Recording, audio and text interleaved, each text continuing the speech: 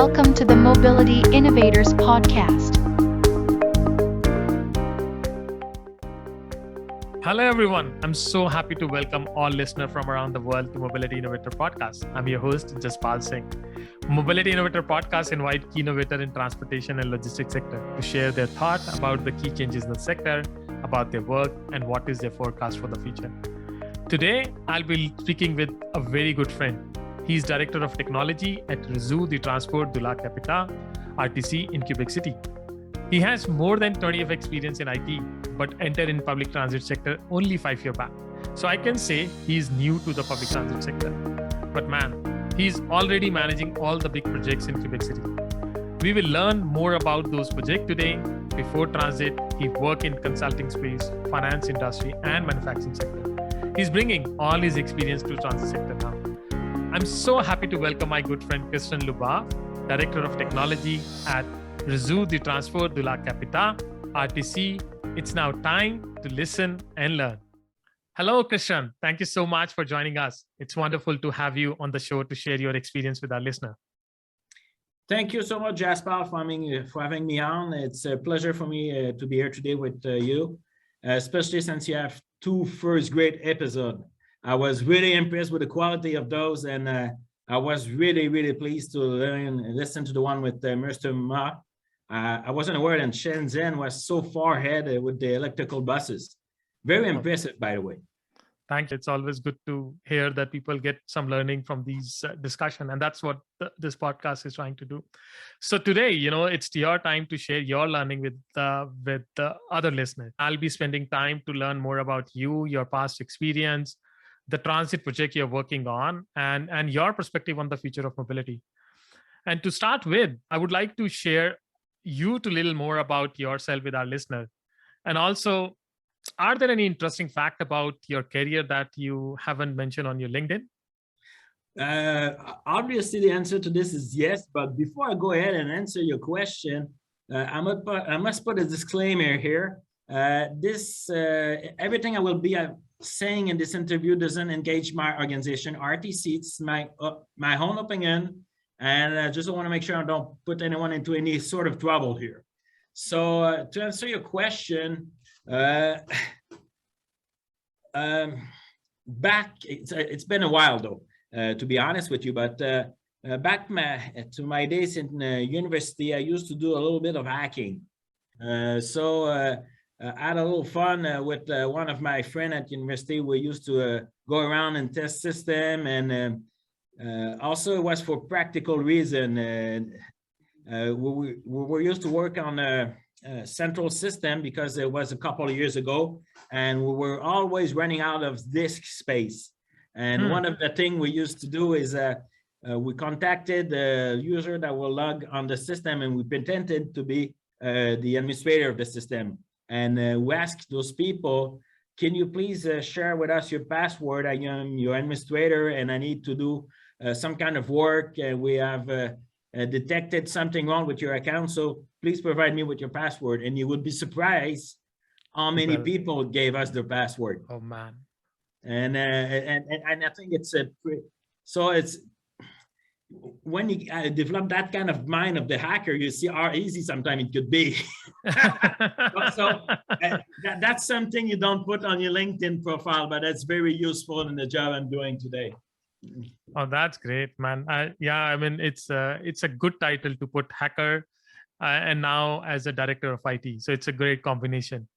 And now follow up to this point, so you have more than 20 years of experience and you started your career in manufacturing sector. Yes. And then you moved to University of Fun and RESPE and later joined as director of consulting with CGI, which is among the largest IT and business consulting firm in the world. Actually, it's the biggest player in IT consulting in Canada, and it's among the top 5 players in the world. Oh, that's great.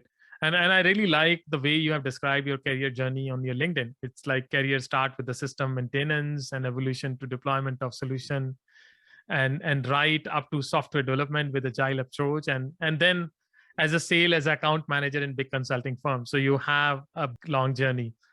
And now you join RTC in 2016. I'm very curious to know why transit. Like you were having a good career in consulting space and finance industry and manufacturing. So how transit managed to attract you and you enter into this space? Well, that's a good question. First of all, when you're getting older, you get to know a bit more what you want in life. And it's really important now for me to be working with an organization that has a mission in which I believe, that I can rely to. And public transport is really important. It's very personal value of mine because I've been using it since so many years. I started using it seriously when I was attending school in Montreal because I was kind of about an hour in transit away from school. So I used the metro, the bus, and so it's very deeply part of my culture and my value.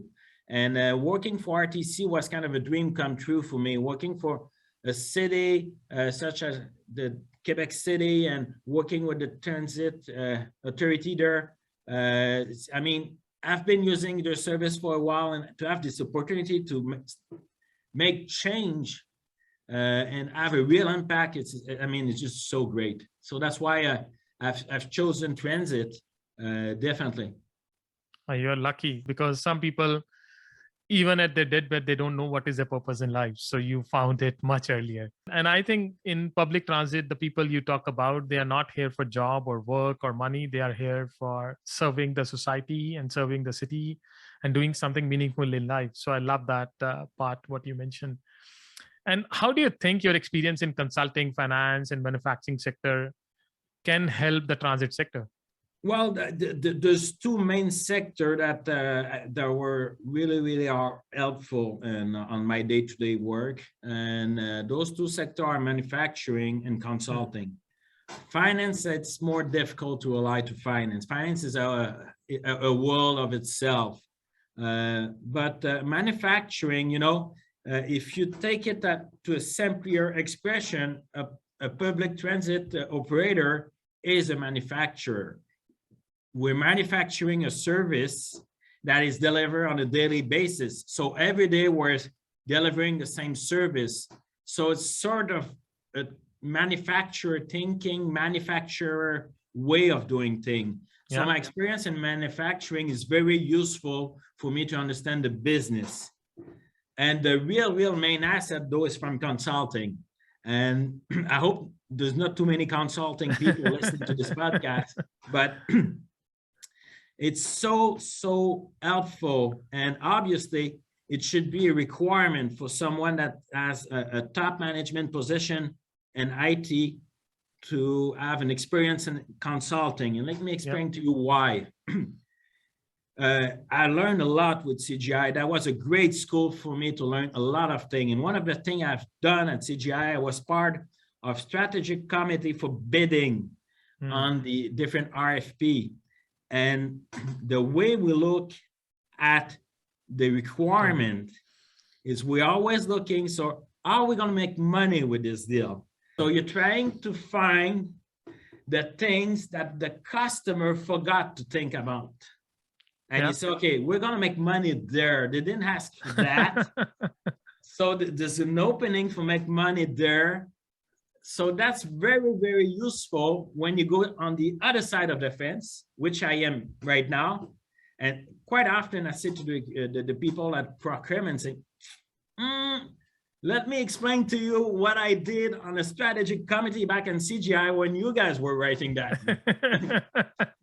So it's to have both vision of the procurement cycle. It's so, it is just so helpful.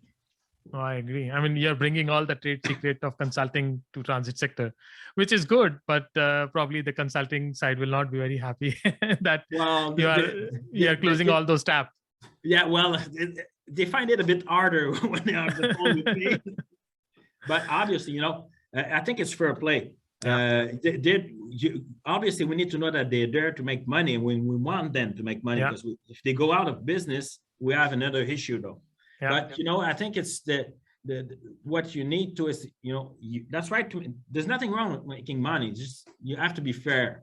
Yeah, that's true. No, I think it makes sense. And what you said, I fully agree with you. Having a consulting experience definitely help you. And also sometimes you need to sell your project within the organization. So having a consulting experience tell you how to sell the projects to the top management and how to execute it. Great. It does help. Yeah, I Yeah, agree. yeah. So you are in Quebec City. That's one of my favorite place in Canada. I visited and I love that place. And it's a very old city, 1608, a long history, but still a Well, for North population. America, it's old, but not for European folks. Yeah, Very recent. very very recent. Yeah, but and the population also is just a 500,000. So for Asian city, 500,000 mean nothing, but for North American city, 500,000 is a big city. Do you want to share something interesting about the city and the transit network? Also, if you can share a little more about RTC strategic plan. I think it's the next 10-year strategy plan for RTC to expand. Yeah, well, actually, regarding the strategic plan, we're kind of right in the middle of it. It's a 10-year plan that started back in 2018, and it's going 2020, 27. Yeah. So we're kind of right in the middle of it. Obviously, like many organizations, we didn't plan a COVID-19 event in the strategic plan. It wasn't part of the plan. I swear it wasn't part of the plan. But the good news is even though we had that aspect, we managed to move along with the plan. Things specific about Quebec City. Quebec City, like you mentioned, is an old city. What's really special about Quebec City and the layout of the transport network is that we are it's a tricky city to operate in. Because it's old city, so you need to respect all these specific historical suburb and district. And the other thing is we got natural obstacle like a river that goes across the city. And we got also a lot of rail track going through the city. So it's kind of a city that has some portion that are really difficult to access to. So when we're planning the service, it's very difficult. And the other thing is it's not very dense. It's very broad. So that does have an impact on the way we must organize the service. So we got a lot of obstacle on a lowly dense city and very broad. So you don't have the perfect ingredient to have a great public transit operation. So that's one of the challenge. But we're trying to address that with our strategic plan, which basically is a menu. We can resume it in two big steps. The first step is we trying to transform our offering. We're trying to offer new mobility option. Obviously, the biggest one is on track. It's kind of funny to say that it's on track since it's a light rail system. We're looking to put in place a new tramway. And that's kind of funny because if you go back about 100 years ago, we had the tramway in Quebec City and it was changed for buses. And now we're going back the back way around, but much better, obviously. But what's really funny is that when we changed the tramway for buses, people were arguing that, what do you mean buses? That won't work in the snow, because we need to know that Quebec City has a lot of snow. And people were arguing back then that no way, the tram is perfect for snow. And now 100 years later, you got the opposite thing, the other way around. People are arguing, what are you talking about tramway? We won't work in snow. It's a difficult world. Yeah, exactly. So the first step, just like I mentioned, if I'm coming back to the strategic plan, is the fact that we're looking at offering different options for mobility. So obviously, just like I mentioned, the light rail system is the biggest one. We recently introduced e-bike last summer. Big success. Obviously, was beyond what we were hoping for. A huge success there. And we're looking in the near future to introduce an on-demand service for the suburb called Flexibus. So that's kind of the first step, to augment and offer new options for mobility. That's the first step. The second step of the plan is to integrate new mobility offer from either partners or whatever. So it's kind of looking at deploying MaaS services. So that part, the second part is the one that's a bit more trickier, I would say, actually, especially for technologies. So that means we are thinking about putting ourselves right in the middle of the crowd, of the mobility crowd, and we see ourselves as an integrator of different service, and that have a deep impact on the way we think about technologies. I must say it's a great plan, and probably it can be a blueprint for other smaller cities of this size, especially in North America and Europe. Like RTCQuebec is doing a lot of great work, and I would say you are quite humble not to talk about these things, because it's quite impressive what you are building right now.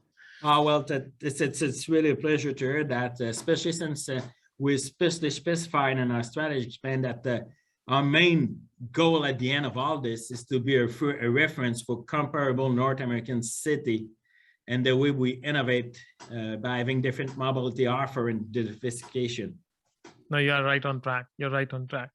So now about my next question, and everybody want to avoid that question, or I would say everybody hate to talk about that. All right, but let's skip it then. Let's skip it. Yeah, but I want your experience in that area, especially the pandemic, COVID. And you are IT director in every business. When the lockdown started, there was suddenly a big demand to implement new IT project in short time. Like, I know everybody was rushing and looking for solution and all.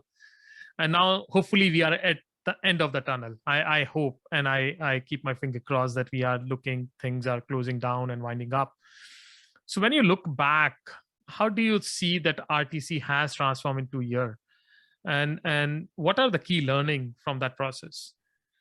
That's obviously, that's a good question. We don't pretend to be better than anyone else, because every industry, every organization had to answer the same question in such a short amount of time. Obviously, one thing we did realize is the fact that we could do a lot of things remotely. So that was one of the main elements, especially because of the nature of our business. Obviously, there's things that are impossible to do remotely. You know, a bus driver cannot work from home. There will be possibility in future too. There are remote driving options now. Perhaps, but not for the time being, though. Yeah. And it's the same thing with our maintenance people. You know, mechanics needs to be in the garage, but all the other staff supporting all the action, accounting, HR, IT as well, and all those supporting services could do a lot of work remotely, especially with the high-speed connection we have now those days. I just think that the pandemic was just a catalyst, hack as sort of a propulsor, and you know, and showing the business, different business, that a lot of things can be done remotely. But on the other end, the other side of that, though, is it also made realize to the top executive that, wow, we are really dependent on technology now. So I don't have a specific answer to that, but I think one of the main things we realize is the fact that, yep, we can do all this business remotely, but on the other end, there was, and everyone will be talking about that, how fragile we are toward technology. And I don't talk about cybersecurity, and then, you know, everyone's talking about cybersecurity, but you know what? The main thing, though, is that we realize that this was true for us, but it's also true for a lot of our users who work in different companies. In Quebec City, we got a lot of company in finance, insurance, especially, and some of those companies shut some floors in the office for good. They mentioned to people, you're never going to be coming back at the office. It's more efficient from home. And so obviously, like every public transit operator in North America, we're going to have to adjust. And we don't know how yet. That's the main issue, I guess. But we do see some change in our usual patterns of frequentation. People are not using the bus the same way as they used to. Yeah. And they probably won't be using it this as they used to in the near future or the far future. Something on the way we address work, on the way we work and the way we live is changed forever. Yeah. And we're just gonna have to adapt to it. But that doesn't mean that public transport is required anymore. No, on the contrary, it's mostly required, but differently, I would say. That's a great learning, I would say, is like realizing that how fragile the organizations are when the pandemic hit. And I can vouch for that, because I know some of the transit agencies need to stop collecting fare because there was no other way to collect fare than using cash or smart card and touching the system. So they have to shut down because people don't touch. And the second point you mentioned about bringing those change and be future ready, because the world is changing around us. And if we feel that everything will go back to normal, I think we are living in a false world. So we need to be ready that not everybody is coming back. So you need to be innovative to figure out how to make revenue. Exactly, and so it's also in the way you offer your service. That's why our strategic plan is so right on the target, new offerings. Yeah, no, that's what I'm saying. It's good blueprint for many other cities in North America. And I also remember you shared last year one of the challenge faced by a transit company, and that is about hiring and retaining IT talent. Like you mentioned now, how IT became so important in transit agencies, but the challenge is now you're competing for the IT talent with so many other organizations, startups, and big Google, Facebook, and all. So you also share about the challenge that it's difficult to ask IT staff to join back because some of them will not like the idea. Like you mentioned, the remote working. How do you think the transit agency can hire and retain IT talent, especially for small and medium-sized transit agencies? Not the big one I'm saying, but the small one, which can't give too much of money. And how to become employer of choice for the new generation of talent? What's your feeling on that side? Well, that's a tough question. You mentioned small and medium, and I won't exclude the large as one. We all have the same challenge, but small and medium, perhaps it's the money that could be a challenge. Yeah. But even though if you have the money now those days with the IT talent, you still have a challenge. It's not just a money matter.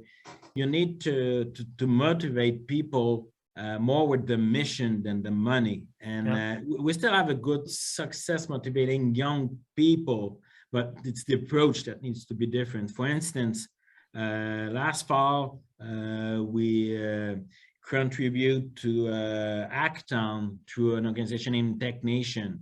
And that's a way to make noise, motivate young people around your mission. So we're not really used to that because we're an organization that have such a long history, and people, you talk to HR, how come people don't want to work for us? Everyone want to work for us.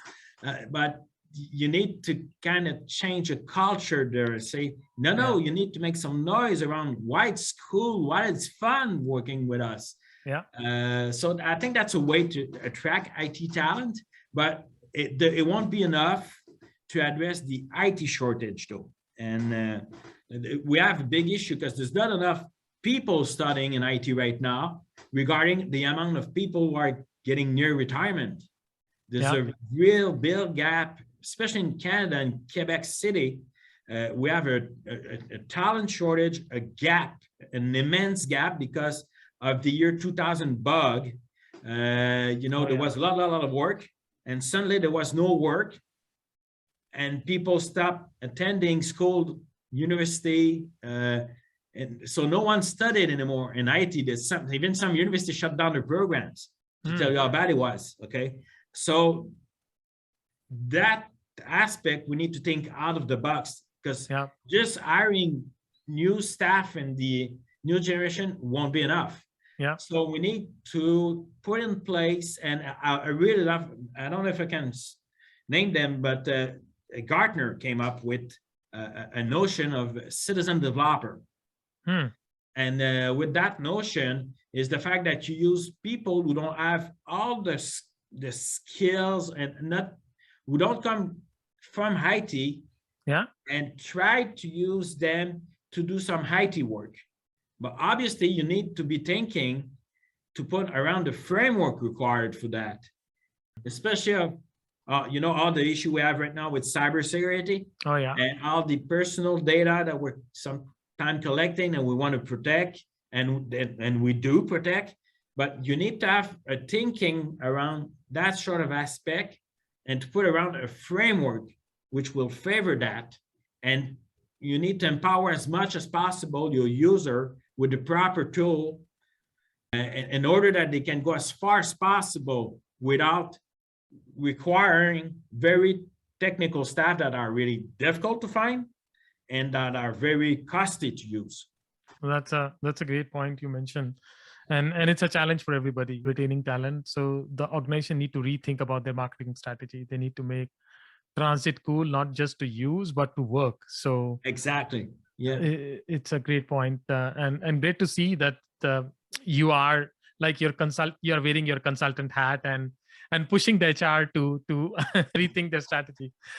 So now I want to discuss a long list of projects which you have implemented at RTC in such a short time. You mentioned some of them. Firstly, RTC launched a mobile payment application, which is called RTC Nomade. Yeah, Nomad Payment. Nomad Payment in French. I just want to mention, and it's probably obvious the way I talk English, but Quebec City is a French-Canadian city, so we talk French around here. So sorry about that. No, it's interesting. And you launched that right in the middle of pandemic. I think you launched in May 2020, which is like at the peak of pandemic.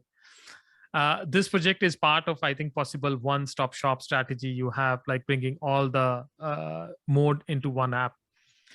And interestingly, last month you did the first step. You entered into partnership with Camin Auto, a car sharing company. Yeah, that's right.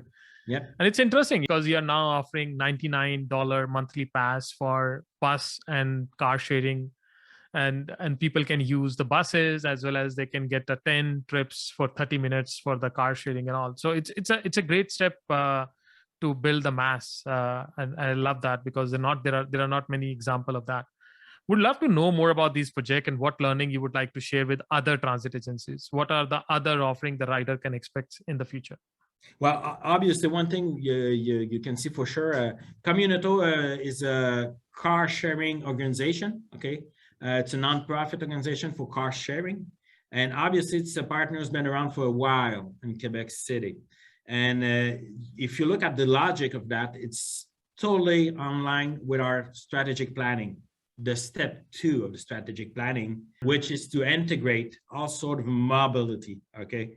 And that's a way of achieving that. It's not that difficult if you have a good partner. So the secret of the sauce is in good partners.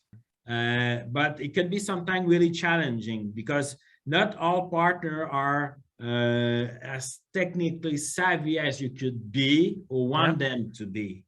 And that's a main challenge. So you need to make sure that you are really open and frank and honest in your approach on both sides of the table. So what I would say to smaller or medium transit agency, that obviously the first thing you need to do is to have a mind shift to be, position yourself at the center of the integration. That's the first thing. Once you have that mind shift, you have all the support from all the different partners. You need to have the support. Okay, you need to kind of legitimate yourself in that role. Yeah. Then put in place technologies that will help you legitimate yourself. Let me explain what we have done, and this dates back to about 2-3 years ago when we're thinking about our strategic planning. We were thinking on the technology department, how are we going to be supporting the business toward that? And one of the elements that came forward is that the fact we're going to have to integrate lots of data for a lot of different places. So we put in place a platform from a firm called Talent that allows us to exchange data through a hub. So we got a data hub exchange. Okay. Oh, okay. Interesting. So yeah, definitely. And it's kind of, if we didn't have that thing in place today, what you just mentioned, the Communauto pass for the ride sharing would be very hard to do. Yeah. But since we have that platform in place, well, it's a very, but I wouldn't say easy, but it's definitely more systematic or yes, exactly. So we kind of position ourselves that. So if it's working with Communauto, let's say there's a new partner coming in, well, we can easily do the same thing because we have in place the required technical platform to host this. And that's great. And through that platform, we could even do things from partner to partners. And we could link Communauto with, let's say, I don't know, a bike sharing scooter or electrical scooter. Yeah. Yeah. That's great. No, I love your point about that technology should solve the business problem. Like you should not just implement technology for the sake of implementing the technology. And that's what I see a lot of transit agencies are doing. Like they feel like, oh, I need a new app, I need a new journey planner, but they forget about how it will contribute to the business. Well, that's a trap, obviously. And this trap is especially true since we are in the app economy. I love Apple, but sometimes I hate Apple. And one thing I hate about Apple is the fact that, you know, they brought us the app economy. So many people, so many times come in my office and say, "Hi, I've got an app for that." Yeah, but what are you trying to solve with this app? That's people miss. Yes, that's totally correct. And you know, one of the trap is, you know, don't put in place an app or a solution for the sake of the solution. Have a strategy before. Yeah. And that's a mistake a lot of people do. They implement the product and then they try to figure out the strategy. Exactly. And now they put so much money in it, say it's not working. Well, obviously it's not working. It wasn't designed to do this. So yeah, that's a great point. I think there is a lot of learning here. And now I want you to quickly share some other project you successfully implemented. I think you did installation of new radio telecommunication system, deployment of data integration platform. And some of these projects happen in the background. They never get the limelight. Like you mentioned about the data hub, like it's never come forward. People don't know about it. How do these projects supporting RTC to achieve its strategic plan and, of course, improving the customer experience? Because that's the purpose of these whole services. Yeah, well, some of those projects, like the radio project, is it's not the most sexy project, the more fun project. It's kind of we keep the light on project. Obviously, to operate the buses, we need radio telecommunication with our buses, with the driver, and also for the KDVL system. So you need. It's not exciting, but you need to do those projects if you want to be, you know, keep operate. So these are the project, you know, the stay alive project sort of.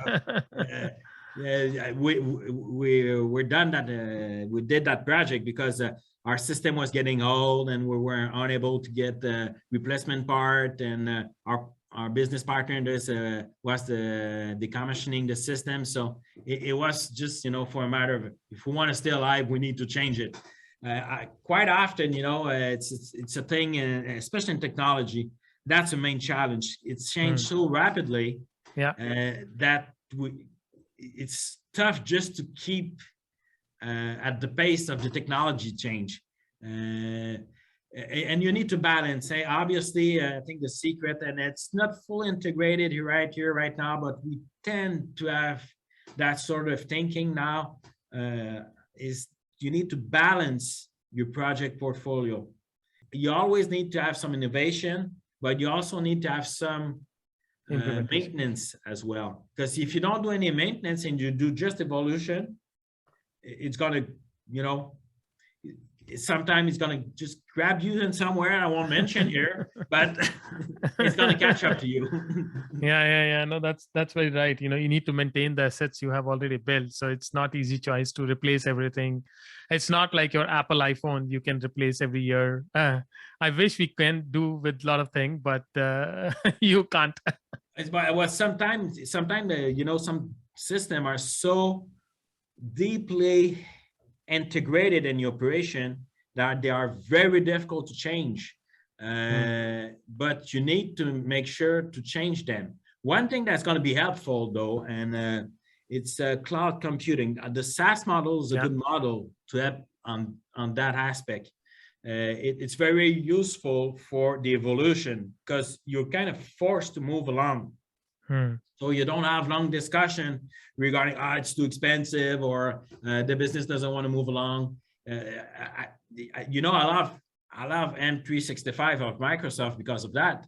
Now we're done with the time we used to argue about, well, we need to upgrade Office now, Yeah. Why? The business said, why do I? Well, you need to upgrade Office because it's not going to be supported anymore. So we don't have that kind of discussion anymore with the Office suite since we moved to 365. And that's a thinking we need. We have in place here at the RTC. We have a guide, an official guide that we've developed that orient our decision regarding technology. And that guide is available to the public. It's on our website. Sorry, it's in French though. It's only in French, I believe. Sorry about that. But in this guide, you'll find all the main elements that guide our decision when it comes to make a new technological project, a new IT project. And one of the elements we've put in there is we tend to be a cloud first when it's possible. Not cloud at all costs. You need to make sense. Is it secure? Does it protect correctly all the information we want to protect? But if it does make sense, we're going to be always saying cloud first. Okay. That's interesting. No, I'll definitely put that link in the show notes for people to see, because that's wonderful, to having a systematic approach to implement any technical or technological innovation, because sometimes you miss what's ahead, what's 10-year look like, and you need to be ready now. You can't just say that, oh, I didn't know that. You need to anticipate what's going to happen and all. Definitely. That's amazing. No, I'll definitely put and see in future when you have an English version of that, or we can share with some technological link where it can be converted. And now I want to talk about the topic which you really love, which is very close to your heart, electric buses. Yes. And Quebec started planning about electric buses in 2019, which is quite good because they did the planning. And now cities again following a very systematic approach. I think this year you will have like 3 buses for pilot. Yes. And after that, in 2025, you're planning to have around 30 fully electric buses in the city. But you start planning beforehand. Like in 2021, already you set up a control center to manage the electric bus operation and all, which a lot of cities don't do. They bring the buses and then they think like, what should do now? And I think in that sense, RTC Quebec, like in 2021, first thing you did, you set up the control center, and then now you're procuring the buses and all. So RTC is well prepared. With the implementation of electric buses, transit agencies will require to change a lot of planning and operation processes. How these changes will impact the IT system, including implanting the new IT projects, energy management system, and how RTC is preparing for the same?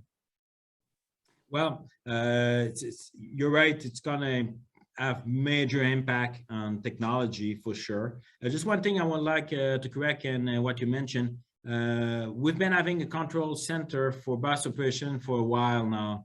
It dated back when we've put in place our KDVL system. So it's been a while since it's in place. I think it's about 5 or 6 years, I'm not sure, but something around that. And so we didn't put it in place for the electrical buses, obviously, but we do see some major change in there as well. And when electrical bus is going to be put in place. If I come back to the main question regarding what impact is it going to have on the IT system, well, those impacts are major. One of the main impact we see in near term when we're going to be starting operating buses is data. There's so much data coming from electrical buses.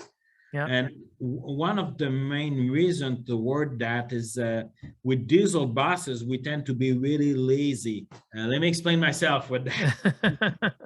Just don't want to get all the operators frustrated after me. The fact that we're really lazy is we don't have to anticipate or worry about the fact that the bus will be able to complete his route.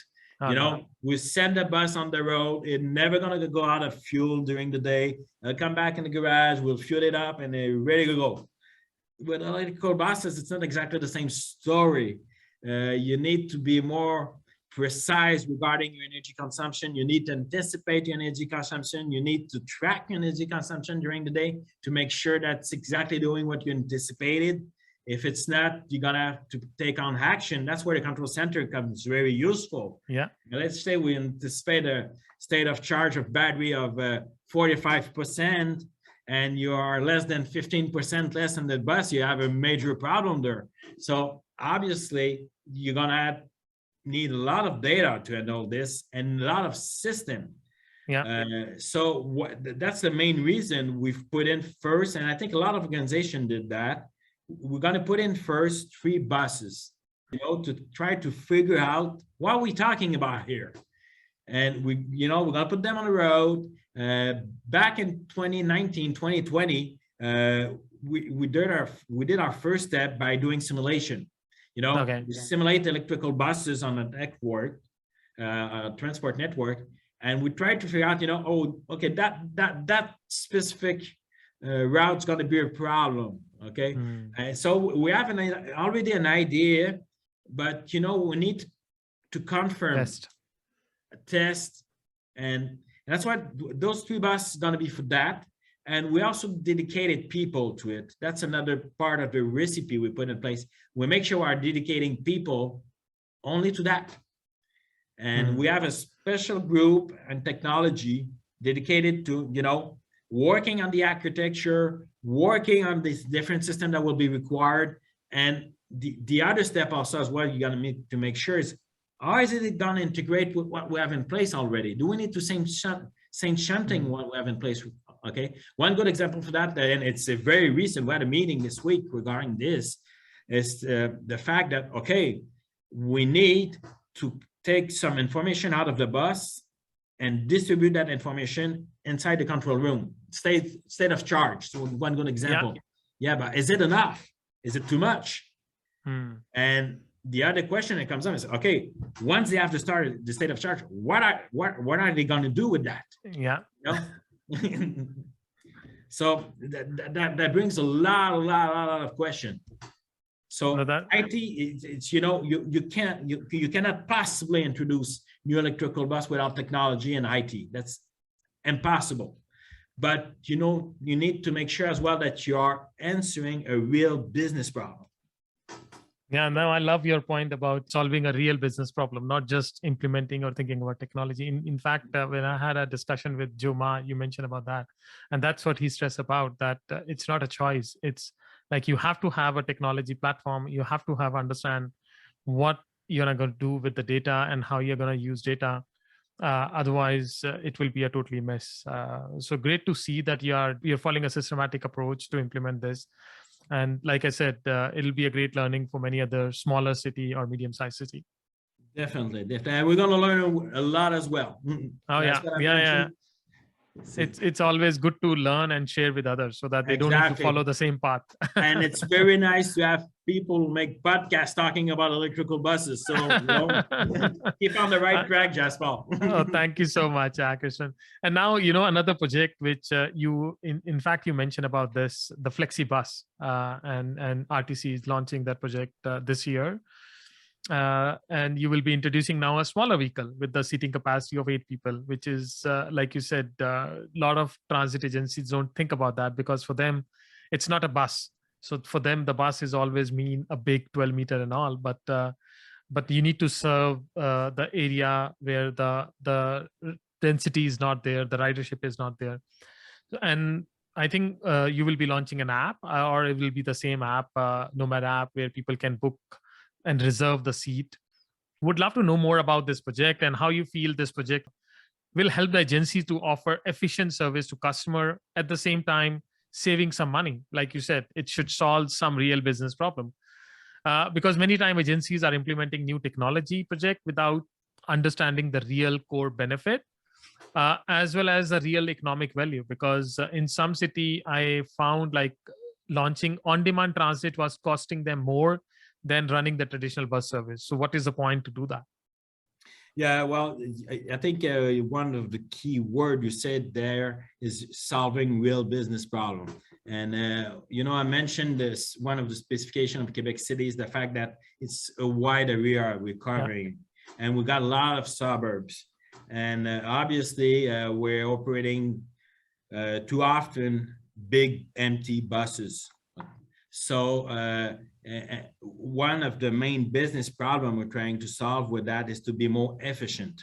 And the thinking of the Flexibus is to serve people in a suburb within that same suburb, and also take those people that want to go around somewhere else in the city, put them in the buses that goes through the suburb and goes in the city as well.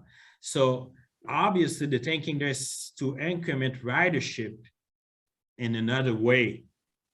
That's the business problem, not for the technology. How we address that? Obviously, I'm a big believer. This thing comes from finance, and finance, when I was in finance, there was this notion of friction. We were always talking about it got to be frictionless for the customer. Well, obviously, I'm going to say something bad about finance. I can't understand why, because they're taking people money, but that's another thing. But frictionless is always better when you're doing an interaction. So obviously, doing that through an app is definitely the right, proper answer to that. And especially with younger customer, it's the economy app. So they were born in it and they really are used to it. The thing we've done for that, don't reinvent something that is already existing. Yeah. So we tend to team up when this happens. So we team up with, now I can't mention it because it's public now, with someone called Via Mobility, okay? Oh, okay. And they are, they're really well known, obviously. They're well established. I think there's something around like 200 other cities in the world, okay? Yeah. And we did a partnership. Well, obviously went through tendering and procurement, and also now they've won the procurement, and we've partnered up with them, and we've kind of linked them into our system. So then again, all the thinking about putting in place yourself right in the middle with your platform and your thinking, there you go again, it pays again. So the business can move very fast forward without being depending on us, because they're using an app, and we do on the background with the data hub the required integration. So that's amazing. So that's, obviously everything goes back to put yourself in the middle, make sure you are very easy to do business with and integrate with. Yeah. And then you're going to be a player in the API economy, and everything is based on that. Okay. So make sure you position yourself properly to serve the business and be open to work with others. Oh yeah, and that's the secret important. that have good protocol, good standard, and you're a player. So you need to make yourself a player. Obviously, we cannot technology control everything like it used to be about 20, 25 years ago, where everything was so centralized, and you need to go to IT to ask for coffee, or no, we're a business partner nowadays. And it's really the way we think, okay? Be a business partner, position yourself to help find solution, and let the best player play on the field where they perform the better. And make sure you interact with those and you put them together. Then you're kind of playing your role as an integrator there. Oh yeah, that's very important. Changing that mindset, rather than thinking like an old way of a transit operator and all, but now you have to treat yourself like a business entity where you're serving the customer, you're competing with a lot of other mobility option in the market, as well as you have to be an organization where other organization can partner with and work and serve the customer, because ultimately it's all about customer experience and customer service. If you fail in that, then nothing matters. Yeah, totally agree. Can agree more. Definitely. but it's a mindset change, obviously, in there. Perhaps again, my consulting background helped me in there, because you need to change quickly in consulting. Now, that's my next question, and I'll be asking like a little difficult question to you, because you are now heading the IT department and all. But I feel many organizations, digitalization and tech are kind of a buzzword. And many times transit agencies implement new projects without understanding the need of the rider. That human-centric approach is missing. And sometimes the empathies are missing. We prepare that empathy map to understand what customer want and how they want and all. Again, where your former consultant have and kind of suggest what is the advice you give to small and medium-sized transit agencies which are looking to introduce new tools for transit, and what should be the starting point where they should start with the technology, with the research, with the internal discussion? What should be the starting point? That's a good question. Obviously, if you're aiming at putting in place something for the customer, the rider, obviously you need to understand what the rider is looking for, and we don't do that enough. Let's say, for instance, I find this, what I'm about to say, a bit sad, is most of our ridership are women, and there's not enough women in transit agency or transit organization around the world. And unfortunately, it's also true over here. There's not enough women in top management position who can influence, and so you need to put yourself in their shoes. And regarding, for women's security is really, really important. And I always remember that to my staff. It's kind of, we're putting in place a new LRT and say, cameras everywhere, guys. And, make sure they are people going to be able to see them. And so you need to feel your customers secure. But this is a business requirement. It's not a camera, it's a business requirement. The business requirement is customer need to feel safe, especially women. Yeah. Say the camera is just a way to achieve that. So obviously my recommendation would be put yourself in their shoes, put yourself in the shoes of your rider. And that's why I'm always trying to take the bus as often as I can as well.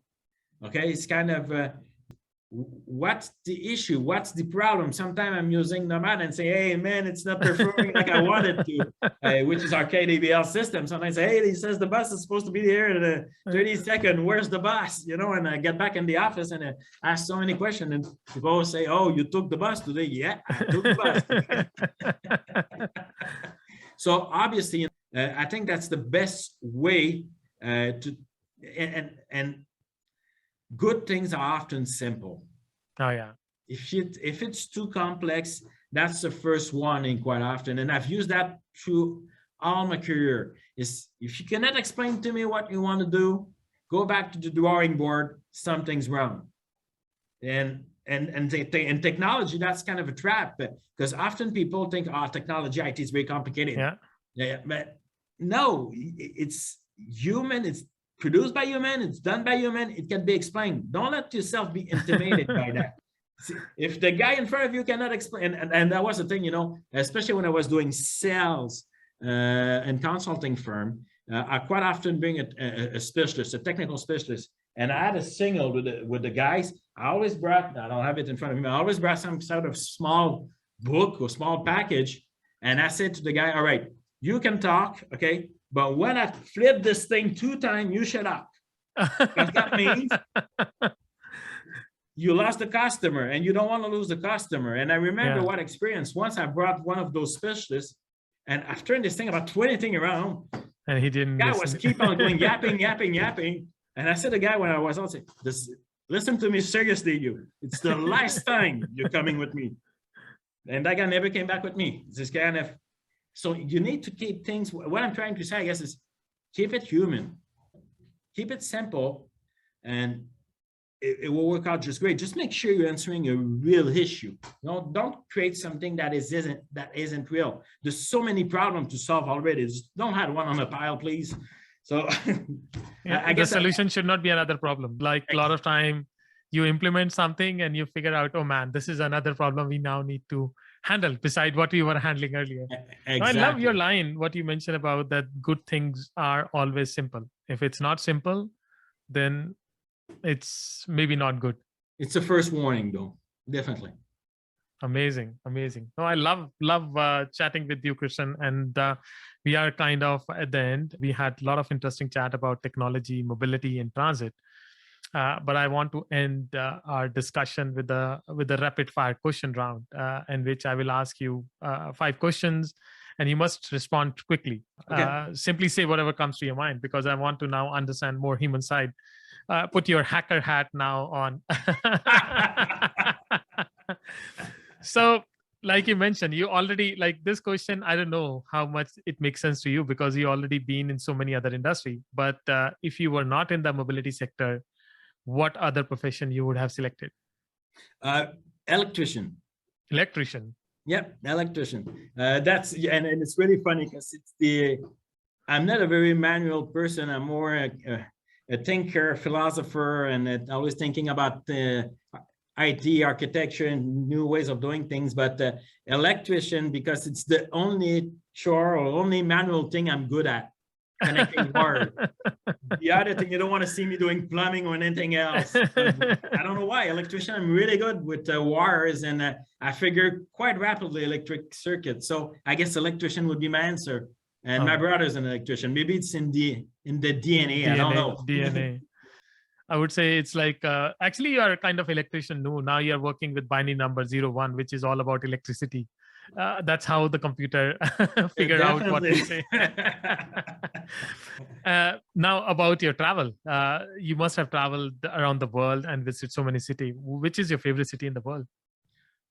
Oh, that's true. I was lucky enough. I didn't travel that much, but I was lucky enough to travel. And that you're gonna find my answer so boring, but I think Quebec City is a great city. I love it. There's many beautiful cities in the world. They all have their charm. They all have something special. But I kind of guess home sweet home. nothing compared to home. And in fact, I also love Quebec City. I just visited once, but I want to visit again sooner once this COVID restriction is over. But what's your favorite transit system in the world? That's a good question. It's very obviously I don't want to say Mohamed answer because I've loved it so much and I want to leave it to him. So for people wondering what's the answer, go listen to the other podcast. And but I think I'm a curious person, so when I visit a city, I always make sure that I ride the transit. So when I went in Stockholm, I just loved the metro so much. In Paris, it was different kind of metro, very old, but it got its charm. So I guess obviously every city has its own personality with its transit. So I would say every transit city in the world because it serves its population. So I don't have any favorite. That's a great answer. That's your consulting hat saying they are serving the purpose. They are solving a big issue in that city. So they are favorite. I love that answer. Now, which is your favorite startup in the mobility sector? That's a great question. I'll try to make it brief, but startup obviously, and I think I will be online with everything I said.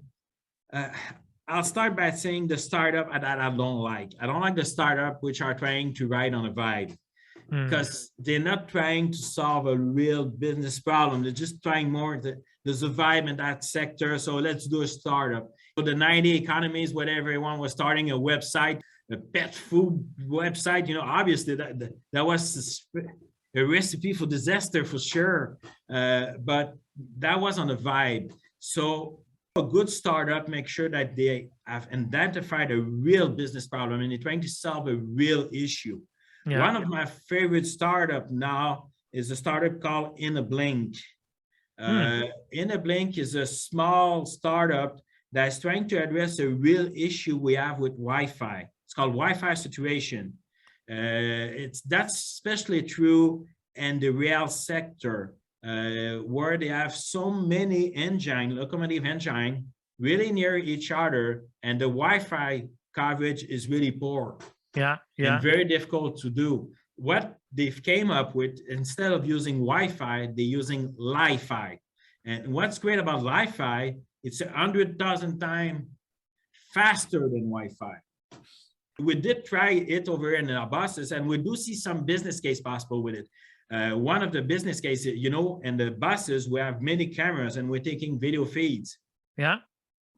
If you want to transfer the video feed, there's no way doing that with Wi-Fi rapidly. It's impossible. But with Li-Fi, that's another thing. So instead of going in the bus, taking out the goddamn hard disk and putting in a new one, and we're thinking perhaps, but that's a really long shot. But they definitely do solve a business problem with something that's really real and existent, which is Li-Fi, but not really well known. So that's my favorite startup for the time being. Might change next month. But great. I'll happy to put their link in the show note because people can see it's a great technology, what you're saying.